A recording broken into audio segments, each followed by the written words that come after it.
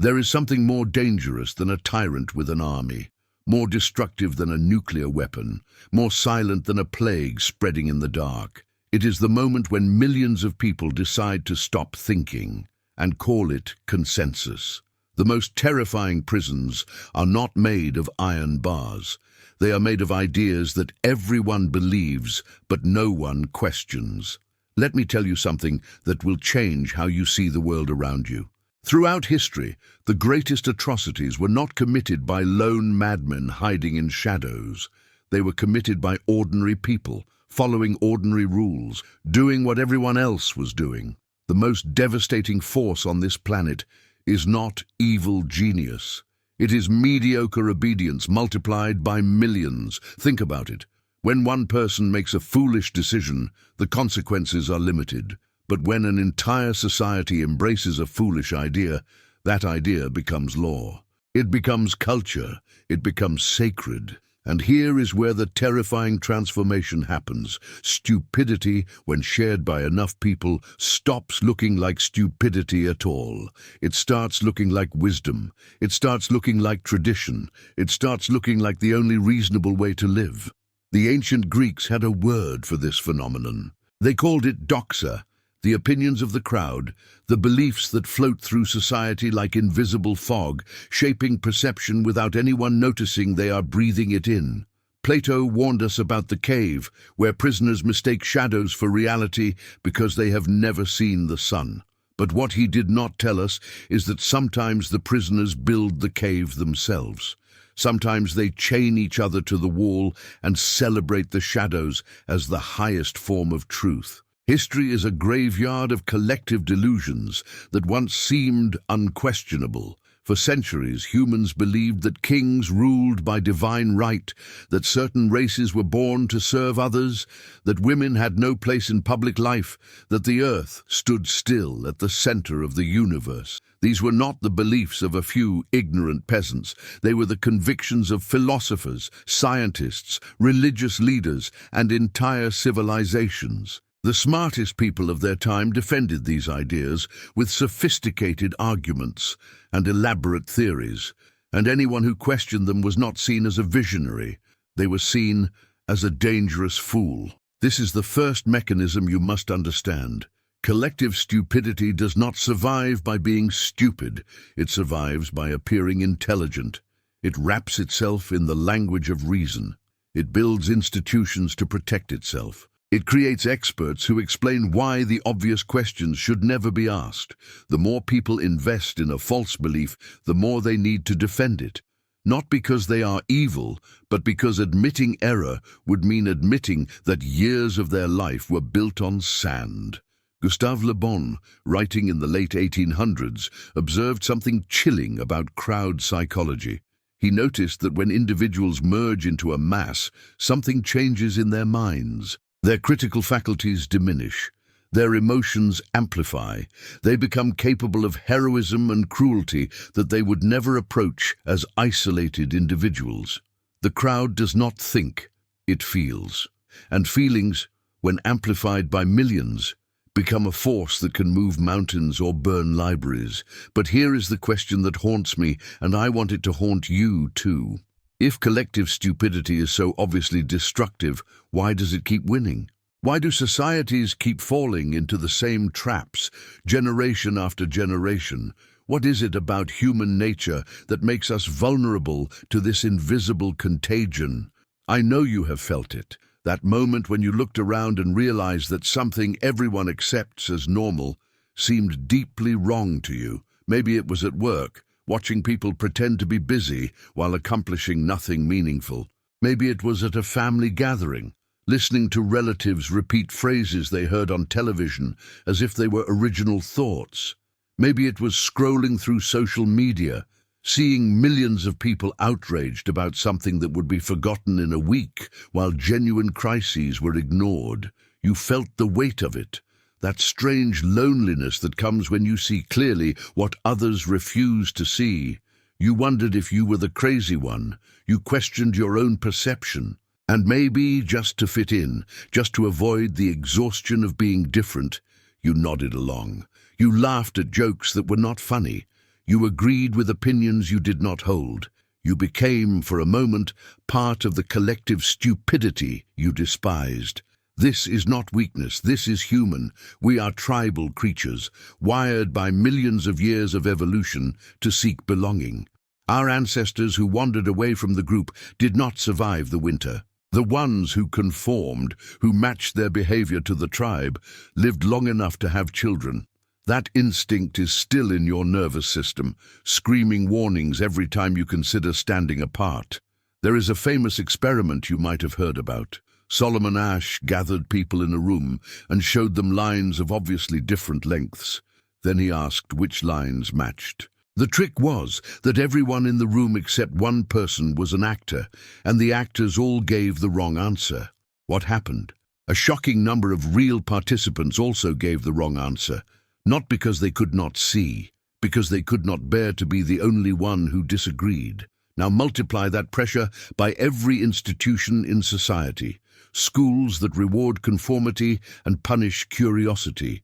Jobs that demand compliance disguised as collaboration. Social media algorithms that amplify the loudest, simplest, most emotionally triggering messages while burying nuance and complexity. News cycles that reduce the chaos of reality into digestible narratives that confirm what we already believe.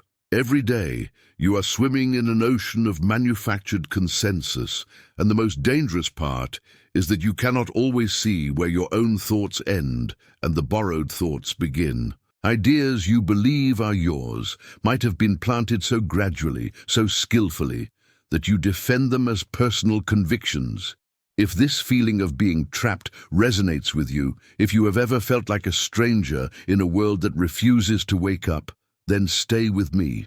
What comes next might change everything. If this idea already resonates with you, imagine what comes next. Subscribe so you do not miss this journey. Here is where we begin the ascent out of the cave. Because understanding the problem is only the first step. The real question is, how do you protect your mind while living inside a society that constantly tries to shape it? The Stoic philosophers faced this challenge 2,000 years ago, and their answer remains powerful today.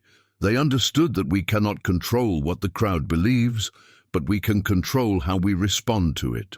Marcus Aurelius, the Emperor of Rome, wrote in his private journal, "The object of life is not to be on the side of the majority, but to escape finding oneself in the ranks of the insane." Notice that he did not say the ranks of the evil, the insane. Because collective stupidity is a kind of madness, a shared hallucination that feels like reality. The first practice is cultivating what the ancients called apatheia, not apathy in the modern sense, but freedom from being pushed around by external opinions. This does not mean becoming cold or disconnected. It means developing an inner stability that allows you to observe the crowd without being swept away by it. When everyone is panicking, you can stay calm enough to see clearly. When everyone is celebrating a lie, you can recognize it without needing to shout the truth from rooftops. The second practice is learning to think in longer time horizons. Collective stupidity thrives on the immediate, the urgent, the emotionally charged moment. But most things that feel desperately important today will be forgotten in a year. The wise person asks, will this matter in 10 years, in 50, in 100? This simple question dissolves so much noise and reveals what is truly significant. The third practice, and this is crucial, is finding your tribe of free minds. Throughout history, there have always been small groups who kept the flame of reason burning while the world went mad around them. The monasteries that preserved knowledge through the Dark Ages, the underground publishers who circulated forbidden books, the quiet nonconformists who refused to raise their hands at rallies. You do not need millions of allies. You need a handful of people committed to truth who will tell you when you are wrong and support you when you are right. But here is where it gets deeper, because protecting your own mind is only half the battle. The harder question is, what responsibility do you have to the collective that is drowning in its own stupidity? Some philosophers argue for complete withdrawal, Build your garden, protect your peace, let the world burn. There is wisdom in this. You cannot save people who do not want to be saved, and martyrdom for a cause that nobody understands is just another form of waste.